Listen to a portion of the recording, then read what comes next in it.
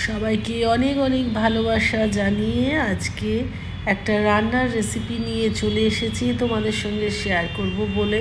খুব কমন একটা রান্না, সবাই আমরা কম বেশি করে ঘরে করে থাকি আর খুব চটজলদিও হয়ে যায়। তাহলে চলো শুরু করে দিই আজকের ব্লগটা।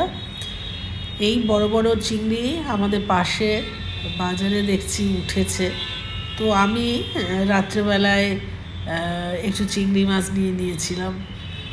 ভেবেছিলাম একটু পেঁয়াজ দিয়ে বেশ ঝালঝাল করে করব।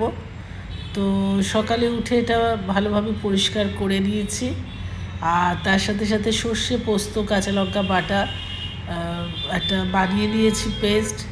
আর এটা দেখছো, এটা হচ্ছে পাকা যেই কাঁচা লঙ্কাগুলো থাকে ওটার সাথে দু একটা সবুজ লঙ্কা দিয়ে পুরো পেস্ট একটা বানিয়ে রেখেছি। আর চিংড়ি মাছটা পরিষ্কার করে ধুয়ে টুয়ে নিয়েছি। প্রথমে অল্প একটু পরিমাণ মতো নুন দিয়ে দিলাম। আর আমার এত ঠান্ডা লেগেছে তার জন্য আমার পুরো কথাগুলো নাকে নাকে লাগছে, আর এই ঠান্ডা লেগেছে বলেই মুখের টেস্টটাও পুরো পাল্টে গেছে। তাই মনে হয়েছিল আজকে একটু গরম ভাতে শুধু চিংড়ি মাছই রান্না করব, আর কিছু করব না, বেশ একটু ঝাল ঝাল করে। তাই বেশ বড় 2-3 চামচের মতন আমি নিয়ে নিয়েছি এই কাঁচা লঙ্কা বাটা। আর এখন এর মধ্যে একটু কাঁচা সর্ষের তেল দিয়ে দেব, দিয়ে এটাকে ভালো করে মেখে বেশ কিছুক্ষণ একটু রেখে দেব। আর সব সময় যে মানে রেখে দিই সেটাও নয়, আজকে হাতে একটু সময় ছিল তাই ভাবলাম যে ভালোভাবে একটু মেখে টেকে এটা একটু 10-15 মিনিট রেখে দিই, তারপরে এটা কড়াইতে বসাবো। আমি আবার কিন্তু এই চামচ দিয়ে এই সবগুলো মাখামাখি করতে পারি না।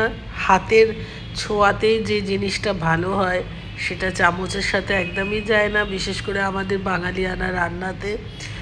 সামান্য একটু নুন ছড়িয়ে কাঁচা তেল দিয়ে পাকা বেশ কয়েকটা লঙ্কা দিয়েছি, দেখতে পাচ্ছ। সব একসাথে আগে কড়াইতে মেখে বসিয়ে দিয়েছি, তারপর গ্যাসটা জ্বালিয়েছি। আর এখানে সামান্য জল দেওয়া হয়েছে, সেই জলটা হচ্ছে সর্ষে পোস্ত বাটার বাটিটা জাস্ট ধুয়ে সেই জলটা এখানে দিয়েছি। কেননা চিংড়ি মাছগুলো যথেষ্ট বড় সাইজের ছিল, তো সেগুলো সেদ্ধ হওয়ারও একটা ব্যাপার থাকে। তো বেশ কিছুক্ষণ ঢাকনাও দিয়ে রেখেছিলাম। তারপর ঢাকনা খোলার পরে দেখতেই পাচ্ছ একদম মাখা হয়ে গেছে। আর এই রকমই মাখাই থাকবে, এটা বেশি ঝোল ভালোও লাগে না।